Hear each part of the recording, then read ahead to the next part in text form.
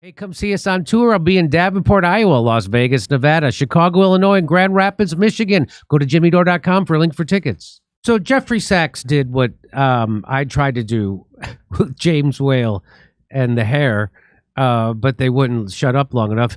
Now, at least Piers Morgan's, who has a childlike understanding of international news. Piers Morgan has a childlike understanding. And he's going to run into a guy who actually has a grown-up's understanding, an adult understanding of international news, and he's going to educate him. And tip of the hat to Piers Morgan, he shuts up long enough to let Jeffrey Sachs explain to him exactly what's going on with Ukraine. Here we go. You seem very reliant on accepting Putin's worldview rather than perhaps the stark reality of the barbarism with which he's executed this war. Yeah, maybe because I know too much about the United States, because the first war in Europe after World War II was the U.S. bombing of Belgrade for 78 days to change borders of a European state.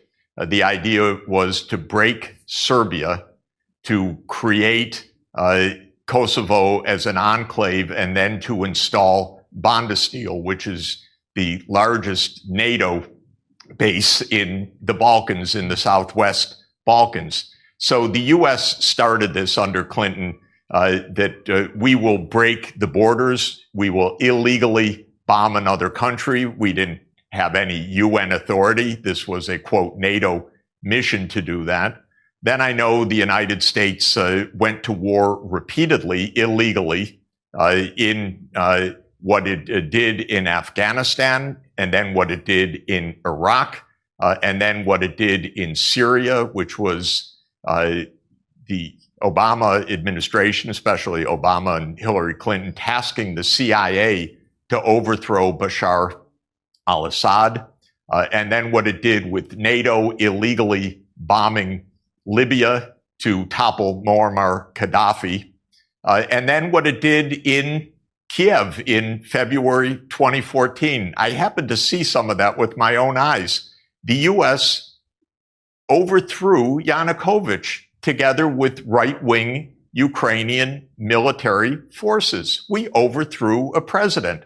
And what's interesting, by the way, is we overthrew Yanukovych the day after the European Union representatives had reached an agreement with Yanukovych to have early elections, a government of national unity, and a stand down of both sides. That was agreed.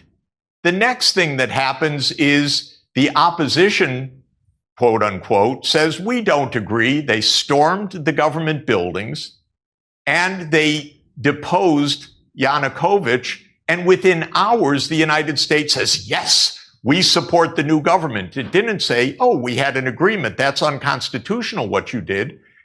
So we overthrew a government, contrary to a promise that the European Union had made. And by the way, Russia, the United States, and the EU were parties to that agreement. And the United States, an hour afterwards, backed the coup. Okay, so everyone's got a little bit to answer for. In 2015, the Russians did not say, we want the Donbass back. They said peace should come through negotiations, and negotiations between the ethnic Russians in the east of Ukraine and this new regime in Kiev led to the Minsk II agreement. The Minsk II agreement was voted by the UN Security Council unanimously. It was signed by the government of Ukraine. It was guaranteed explicitly by Germany and France. And you know what? And it's been explained to me in person. It was laughed at inside the US government. This is after the UN Security Council unanimously accepted it. The Ukrainians said, we don't want to give autonomy to the region. Oh, but that's part of the treaty. The US told them, don't worry about it.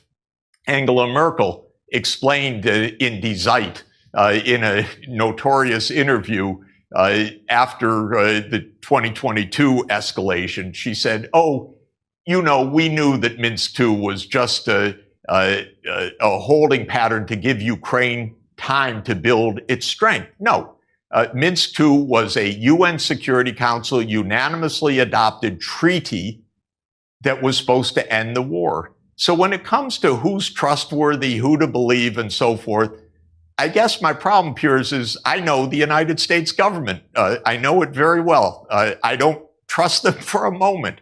I want these two sides actually to sit down in front of the whole world and say, these are the terms. Then the world can judge, because we could get on paper clearly for both sides of the world, we're not going to overthrow governments anymore, the United States needs to say. We accept this agreement, the United States needs to say. Russia needs to say we're not stepping 1 foot farther than whatever the boundary is actually reached.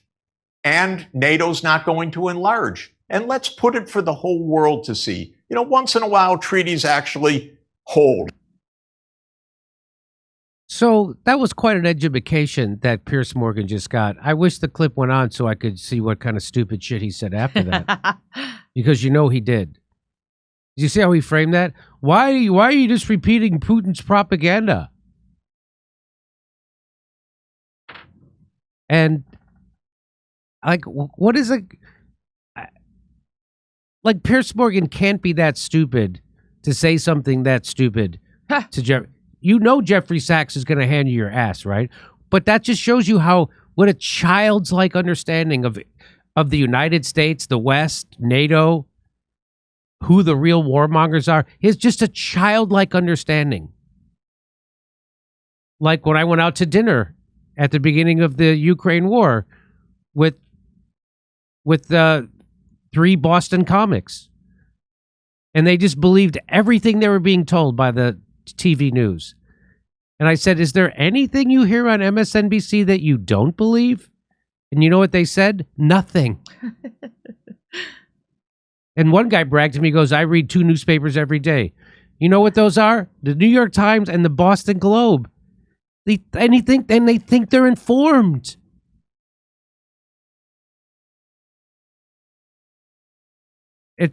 So that was Jeffrey Sachs, who's been on this show. I was very flattered that he came on the show and even had nice things to say about it. He's the only guy out there telling you the truth, really, about what's going on, who's had senior positions in the establishment. So, okay, great job, Jeffrey Sachs. We should get him back on the show. That was amazing. And I would wish I could see the rest of that clip to see what kind of stupid shit that Piers Morgan said back, because you know it was. So just to wrap up, United States are the warmongers, not Russia, not China, not Libya, Iraq, Afghanistan, Lebanon. The United States and Israel are the warmongers.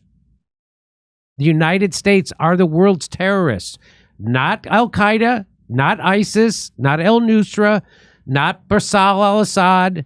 The United States are the world's terrorists. Hey, come see us on tour. I'll be in Davenport, Iowa, Las Vegas, Nevada, Chicago, Illinois, and Grand Rapids, Michigan. Go to jimmydore.com for a link for tickets.